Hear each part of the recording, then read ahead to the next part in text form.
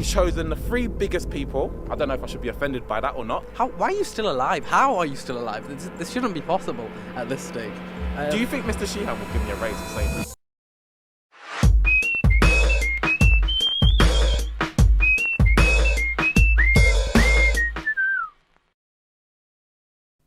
Hi everyone, welcome to the JIS podcast. This is the first podcast of term 2. Over here we have Ryan and we have Mr. Oshodi, who's an ex-international athlete, biology teacher, and he's also a JIS housemaster. Mr. Oshodi, how are you? I'm good. Yeah, I'm very great. Thank you. It's nice to see you on this side. You're asking me questions because I usually teach you, so This is a switcheroos. And nice to see you today as well, Rayhan. Yeah, I'm looking forward to the podcast. So, in our pre-podcast research, we found out that you used to be an athlete. So, can you tell us a bit more about that? How it started? How it started? Yeah. So, do you know it really started in school? So, we had a inter-school competition where all the local schools would get together and do a competition in terms of and who would win. It would be like adding up the points. And I remember my PE teacher. He went through all the events and naturally, he forgot about the shot put. Everyone forgets about the shot put, right? And so as we was about to jump on the minibus, he said, I haven't got the shot put. We haven't decided who's going to throw the shot put. So we said, okay, he's chosen the three biggest people. I don't know if I should be offended by that or not. Anyway, and he said, right, you guys quickly throw the shot put and let's see who throws furthest and you will represent the school in the inter-school competition. So me, Umar and Keenan, I remember their names. Shout out Umar and Keenan if you're watching anywhere, if this goes viral. We all threw the shot put. I kid you not, the shot put all three of our throws landed in the same hole. So I don't know how my teacher decided who won, but it ended up that I won by 1 centimetre. And I went on to throw shot put. So I was throwing shot put for about a year. So at this point, I started when I was 11. And I remember at 12 years old, I was down my local athletics track throwing shot put. And someone came up to me and he said, how old are you? I said, I'm 12. And he said, oh, okay. Do you know you're the best under 13 in the whole of the United Kingdom? And I said, what? This is something that I had just been doing for fun. You know, I just continued it since after representing my school. And he's like, yeah, you're the best. And back then there was no TikTok, there was no Instagram, no Facebook or anything. So I was like, how can I find out if what this guy said is true? And he was kind of like a mysterious guy in a black trench coat, walked off in the middle of the night. And I went on the internet and I hadn't done any official competition. So my name wasn't on the list of top throwers. But I knew that person that was number one, I knew that I was way better than him. And that's when I said, I could be good at this. And in my naivety, I thought shot putting would pay as much as footballing. If I knew what I knew now, it probably would have gone and been the first Mbappe. But after that, I went in and did lots of sort of regional competitions, lots of competitions up and down the UK. And then I broke a British record in the shot put when I was 14. So I still to this day hold the British under 15 shot put record. Represented England, represented Great Britain. And it just became part of my identity, actually. So much so, I remember my mum would say, we're going on holiday in the summer, we're going to Spain. And I'd say, nope, I'm not coming. You will go without me. Leave me at my grandma's house because I just wanted to compete. That's all I wanted to do. I didn't want to do anything else. It was like an obsession, which really helped me. And that was who I was for a very long time, up until 2016, where I decided to take a little bit more of a back seat and coach athletic CCA. So that's how I got into it, really. Wow. By the way, you said, so you have 3 children, correct? Yeah. Okay. So did you at any point consider training them from birth to become, the new Mbappe? Yeah, I think a lot of fathers probably go through this, where the second their son is born, or daughter as well, sort of like the Lion King, they raise the cub into the sky and go, Semenya, and they're like, this is gonna be the child that retires me early. So I went down that path with my older son, Caleb. Some of you in this room may have seen him around school. But I very quickly realised it's difficult to be both dad and coach. My coach was very strict on me, he was very hard on me. And I went down that route with Caleb, my oldest son. But I think I realised that for our relationship, it's probably best that I don't coach him. We had a lot of tears along the way. Me trying to get him to his next belt in karate, me trying to improve his tennis skills. So I've sort of left him to it. And, you know, I'm hoping one day he comes back and says, Dad, I want you to be my coach. But for now, he's very lucky because he goes to JIS, right? So he's got lots of great PE teachers who've inspired him. And the same, I've got 2 other sons as well. So I've got three children. So one of them is going to retire me early. Doesn't have to be Caleb, could be, but doesn't have to be Caleb. See, so you stopped basically for your sons and your like well-being, basically.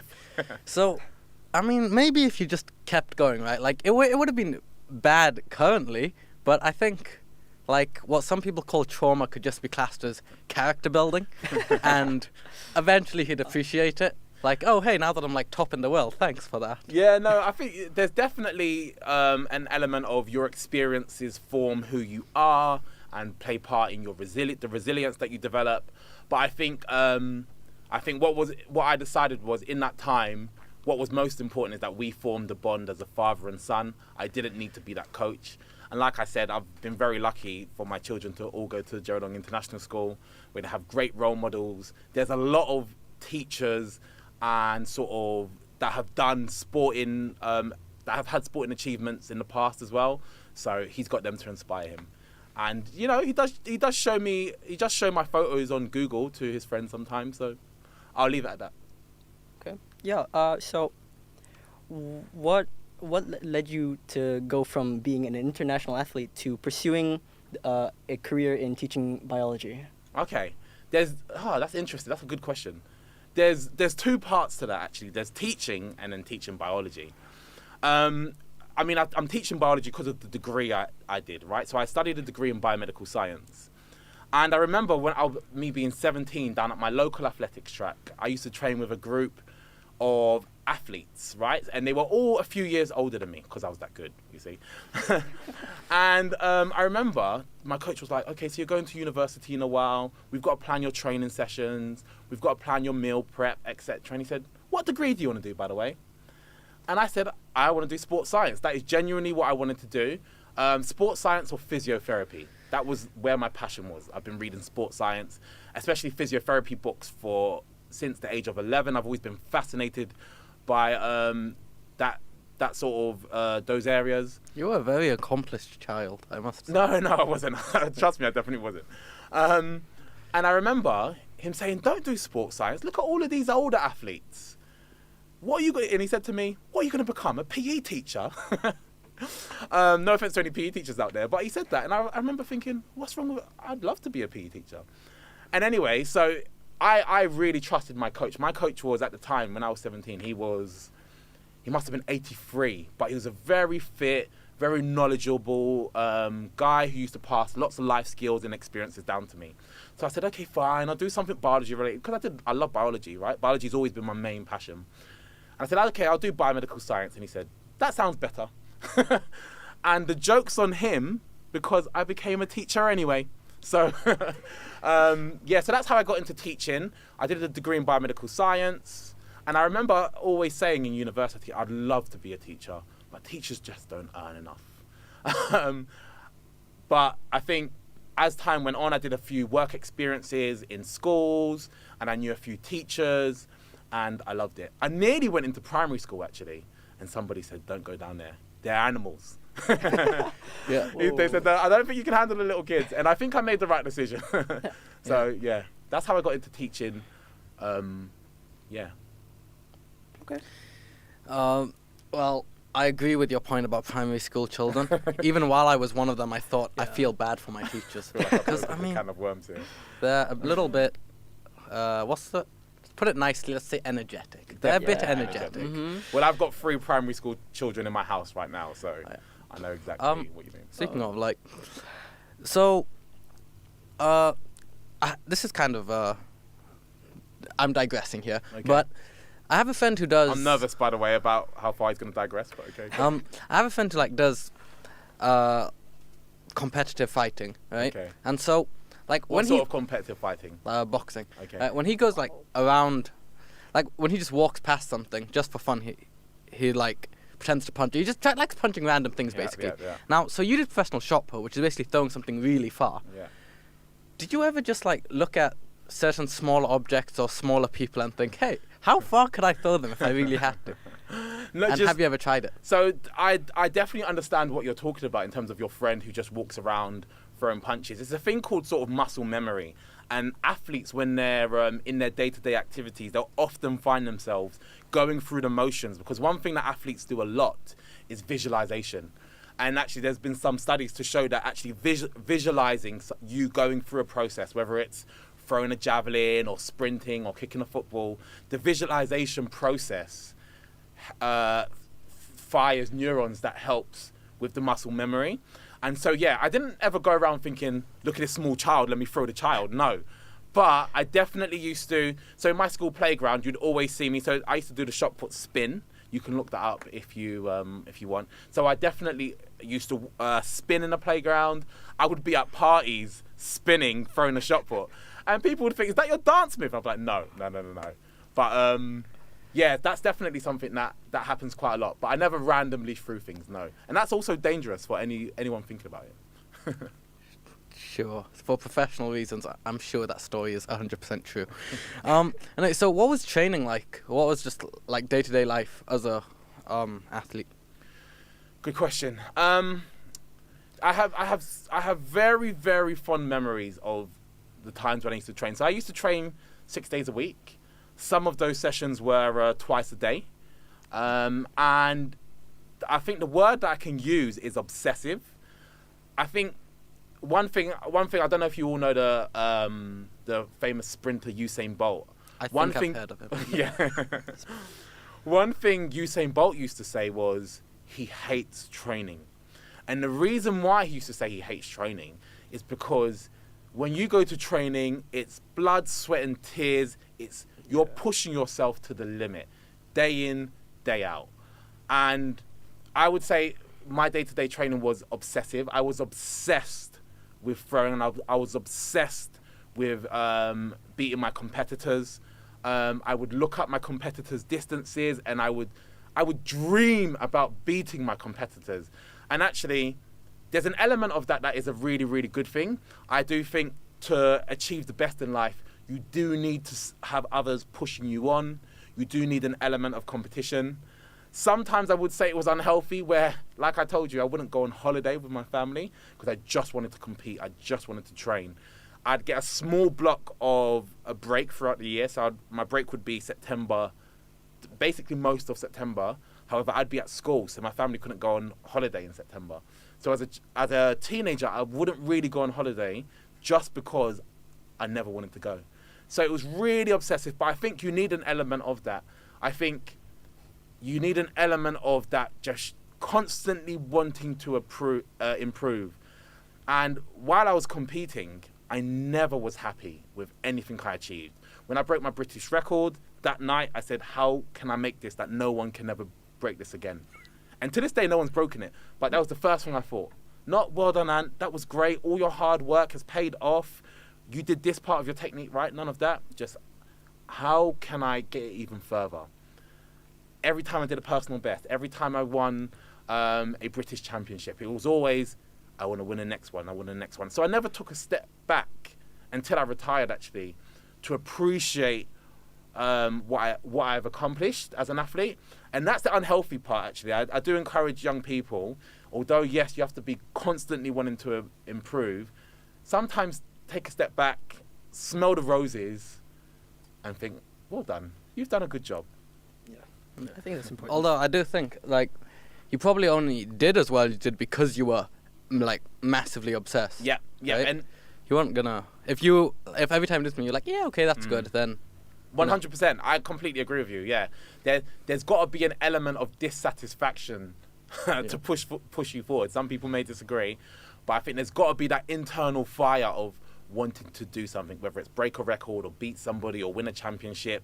I won so in the UK we have this competition called the English Schools Championships. Okay. I think I've got the most English Schools medals ever from any event: shot put, discus, 100 meters, long jump. How many?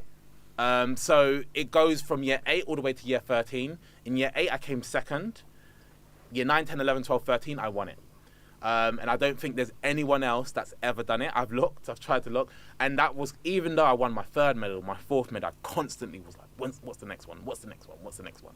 And it was only until I was maybe 27 that I looked back and thought, wow, you did that. So yeah. Right. So I heard that you recently had returned to sports. Yeah. And how are you enjoying it so far? And would you like to inform us on your focus areas? Okay. Yeah, I have recently returned to sport, and it's been a long time coming. So in 2016, I came second in the Olympic trials. So this is the Olympic trials for Rio De Janeiro. Whoa. You can fact check and look it up on the internet. Wow. So I came second in the Olympic trials, and that was the year, that I started my international teaching career. So that year, before Brunei, I lived in Qatar, and I started teaching internationally. And that year, I remember deciding, do you know what? I don't really want to train 6 days a week. I don't really want to be at the track for long hours. Competing as an athlete, especially athletics, is not a team game, right? Except for relay, but it's not a team game. So it can be very lonely. It can be long hours, very selfish, especially if you have a family. And that year I did. I was married with a young child, 1 child at the time.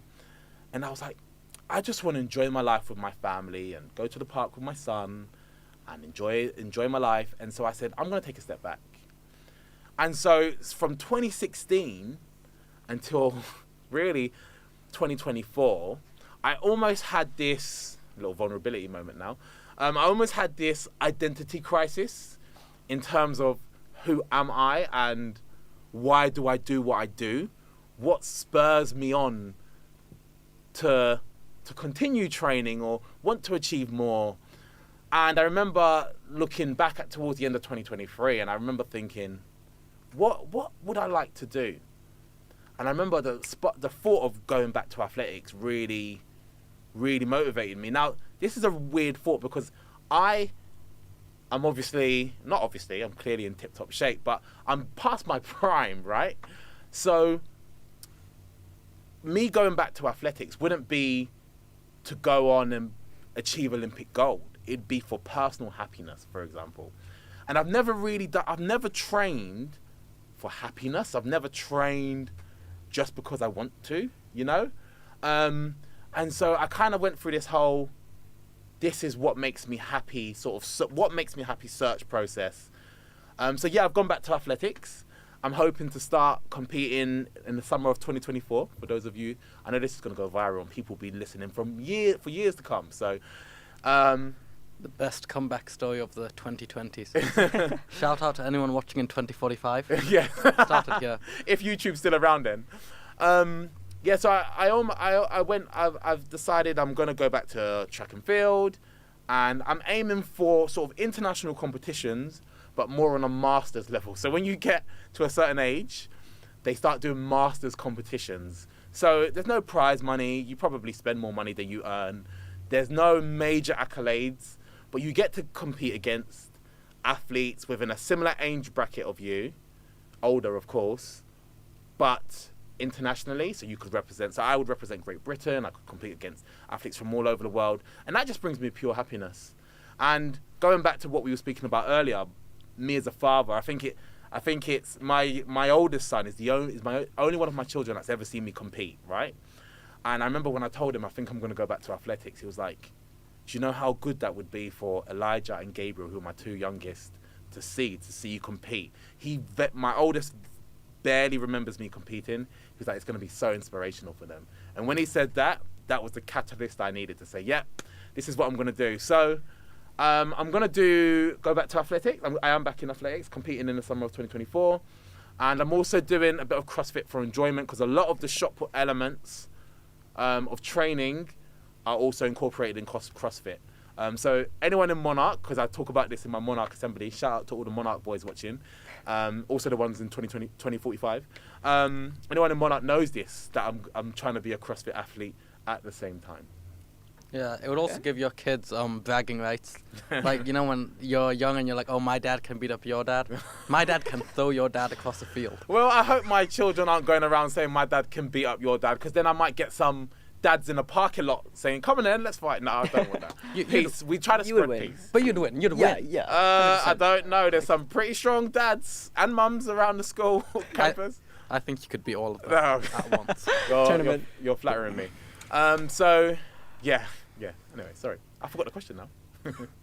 All right. Well, next, what are your thoughts on like energy drinks? How did you, like, do you think they're good for, well, athletes in general? I think energy. I always start with a positive, right? Energy drinks can serve a purpose. So there's things. So for example, as an athlete, before I would compete, I would take something called pre-workout, which is basically a drink loaded with sugars, loaded with caffeine, and it would give me a really big buzz to help me motivate me to throw far. You know, I don't know if you've ever seen like weightlifters or shot putters before they throw. They're always like, yeah, come on. Yeah. So yeah, I did used to take pre-workout. I think energy drinks are a little bit of a slippery slope, because the reality about energy drinks is, and here now I've got my housemaster hat on, most people drinking energy drinks aren't using them for energy purposes, because what you've got to remember is those drinks are loaded with sugar. Often one can will have your weekly amount of sugar in it. And actually what the sugar does is it takes you on a really quick high, but then it brings you on a crash. So what do people do? They drink more energy drinks. Right? So I think it's really slippery slope, energy drinks. I personally don't drink energy drinks. I would encourage any young people out there to avoid energy drinks, especially the ones loaded with caffeine,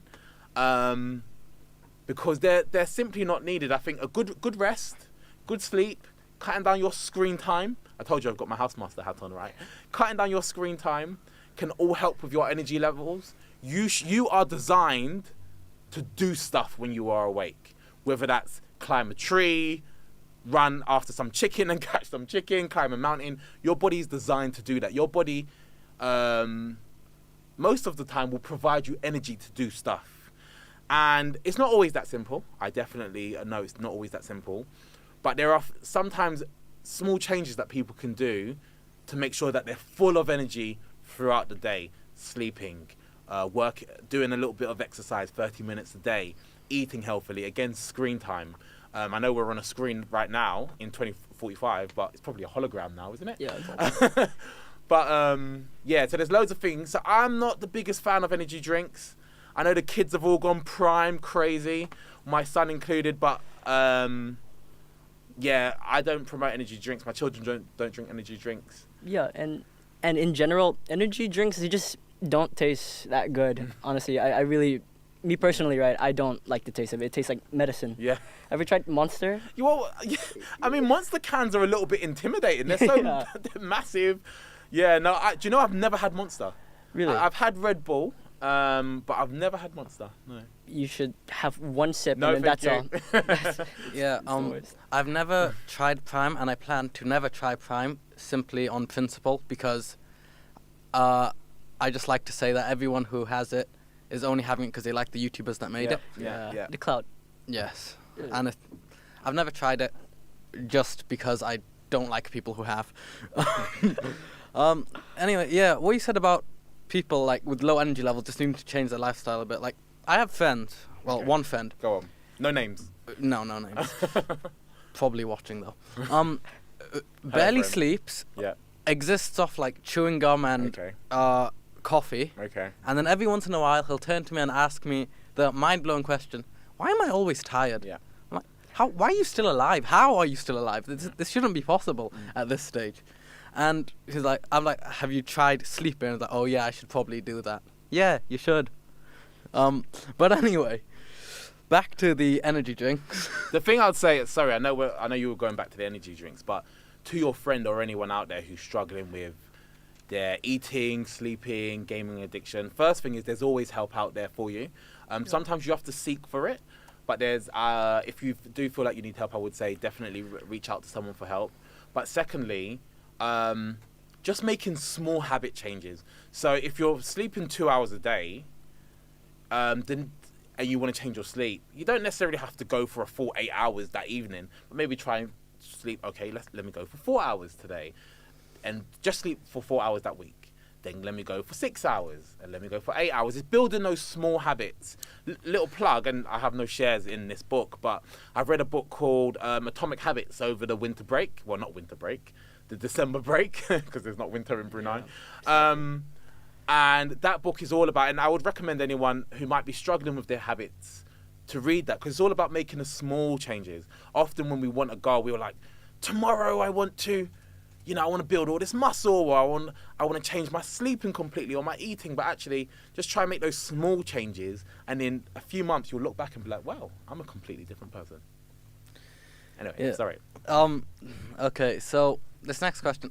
Let's say you could make, if you were going to make an energy drink with like no ethical or legal constraints whatsoever. No caffeine, no sugar. Okay, go on. No, it depends. Or little sugar. It depends. What would you put in it, right? I just told you, no caffeine, little sugar.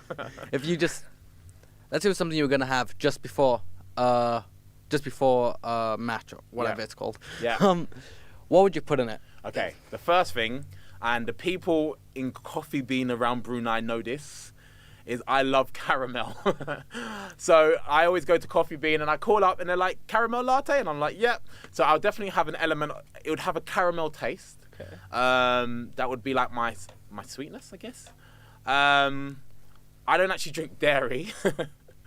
Dairy doesn't always go down well with me. So I would have, it would be more of a milky consistency, but an oat milky consistency. And after that, I don't really mind. Like I said, and I just mentioned latte, but little caffeine to no caffeine, a little bit of sugar. And I'd promote, if it was an energy drink, I wouldn't want an energy drink that it would be okay for over 18s, but not okay for under 18s. I believe in us being the best role models as adults to young people. So it would be marketable for all. Maybe the kiddies one might have a slightly different packaging, or be in like a carton or something, Ooh. Like how you can get different Milo packaging. Yeah. A bit like that. Milo is huge in Brunei, by the way. It is. Do you know, I used to drink Milo as a kid, but it kind of vanished in the UK. I don't know if anyone really drinks Milo anymore. But coming to Brunei, and it's like Milo crazy. Yeah. I love it. It's great. It's amazing. Okay. Well, just a few questions left. This is completely random now. Okay, go random. Okay. If you could have one superpower, what would it be? You don't have to tell us what you would really use it for, but it would be nice. Definitely to fly. I've always wanted to fly. I've got two answers to this. One of them is to fly, because I just think the views up there would be amazing. Imagine the amazing shots you get from a drone. Imagine being able to be the drone. That's really inspirational. And I'd spend hours and hours and hours up there. And I'll get home and Mrs. Oshodi would be like, where was you? I was looking for you. And I'll be like, sorry, I was just being a drone. So definitely that. And I'll probably hang out around the coast. Like, we've got a very beautiful coast here in Brunei. Hang about around the coast. Another superpower. Do I get two? Yeah, sure. Okay. We got one. We can would talk be about this forever. to clean water. So, like, I mean, I'm going to get my stats and figures here. Science teachers are about to go crazy. I'm going to get my stats wrong. But it's something like 3% of the water on the planet is fresh water, right? Yeah. And, again, less than 2%, about 1% of that is drinkable. A lot of it is locked up in ice. Yeah. So we actually have, as a global population, like a little bit of a water crisis going on. Yeah. So I'd love to be able to clean water, because with water comes vegetation, crops and cattle and all sorts. So I'd love to be able to do that. That's sort of my like philanthropy. I don't know if anyone watches Mr. Beast, but he recently went and built 100 wells. That's a really good episode. He's doing government's jobs, basically. Yeah, he is doing government's jobs. I'm not sure if those videos will still be on YouTube by 2045 on this hologram tube, whatever you're watching.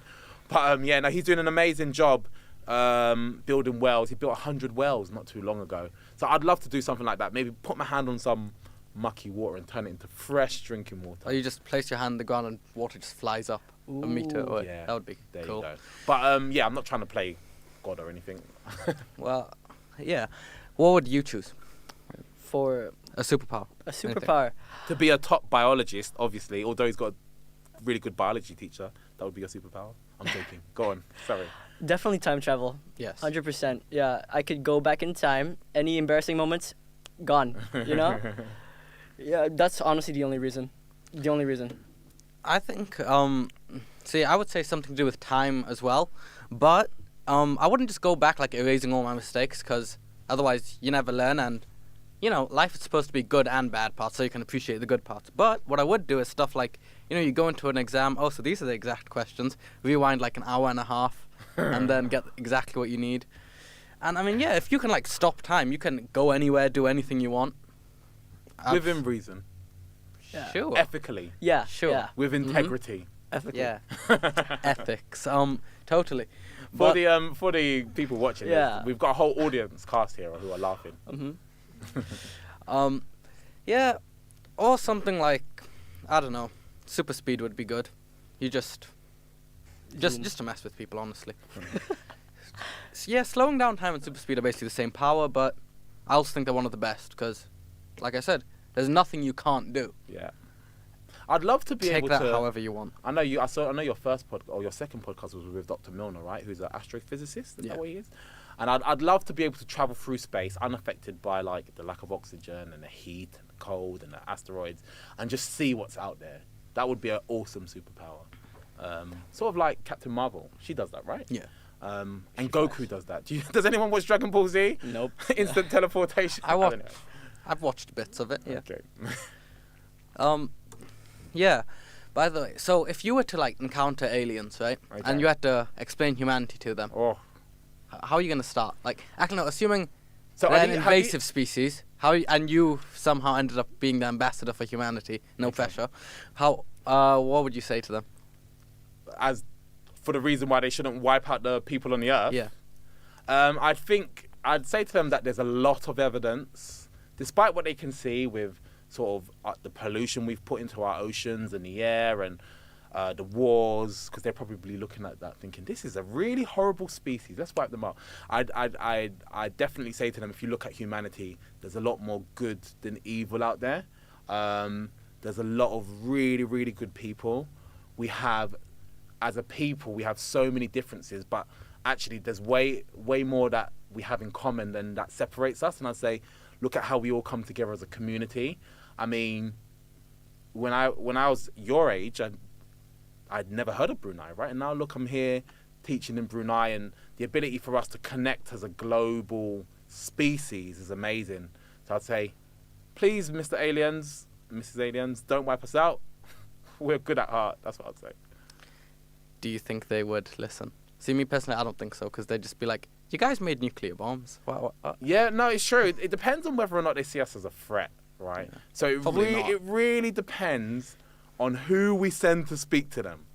So I'm looking at the two of you now and I'm thinking, if I had to send one of them, who would I take? I don't know. I'm trying to figure No, out. you definitely shouldn't take me. 'Cause Yeah, I'd be like, so we've done loads of good things, like, I'll get back to you on this, right? created weapons and Yeah, because it's much easier for me to think of bad things than good things, so probably best to keep me away from the aliens, because I'd be like, yeah, honestly, I can't think of any reasons for why you shouldn't. So I think there's lots and Feel lots of, free. and I think our school, Jerringong International School, for anyone that's watching from outside Brunei, is a really good example of the good that people can do.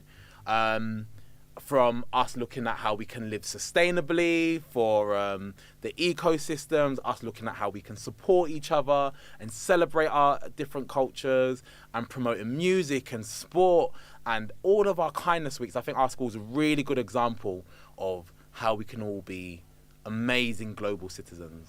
So if anyone's watching from any other places and they want sort of the blueprint to how you can successfully run a country, any presidents or prime ministers out there, any kings and queens out there, look to Jerringong International School, because there's lots. This is like our own mini sort of ecosystem that's thriving with goodness. yeah. Right. So, Do you think Mr. Sheehan will give me a raise for saying that? I think he will. That's what I was hoping for. I didn't really mean it. I'm joking. We'll fight for you. Yeah, there you go. Of course. Basically, a lot of potential Okay. in humanity Yeah. as well. Exactly. But yeah, okay, I'll stop ambassadoring because, like we said, I shouldn't be doing this. Right. So I have a question for you. What is your favorite song at the moment?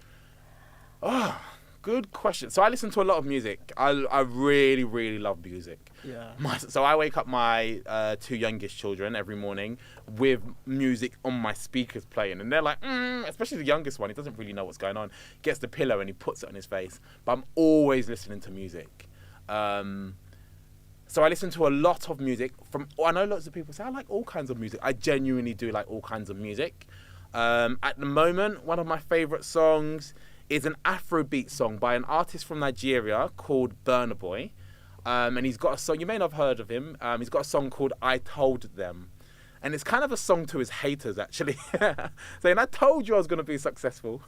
But I like the beats. I like quite high tempo music.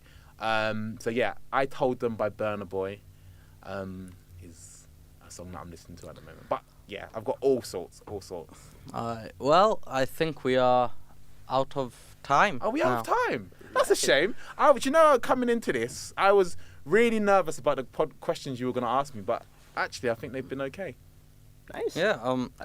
Okay. We've both really enjoyed this. Yeah. Hearing about your career. Yeah. It's actually been really interesting because you're the Why'd only. you say actually?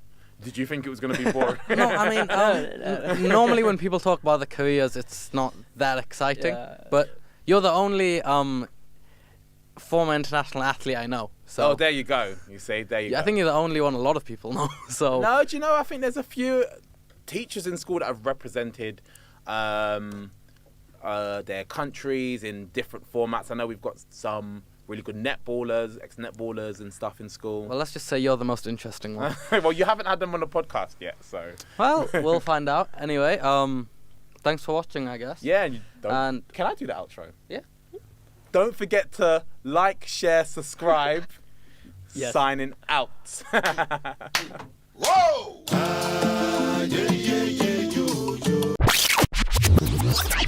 Oh, and I forgot to say, if we get 10,000 likes, we'll do a part 2. we're not getting 10,000.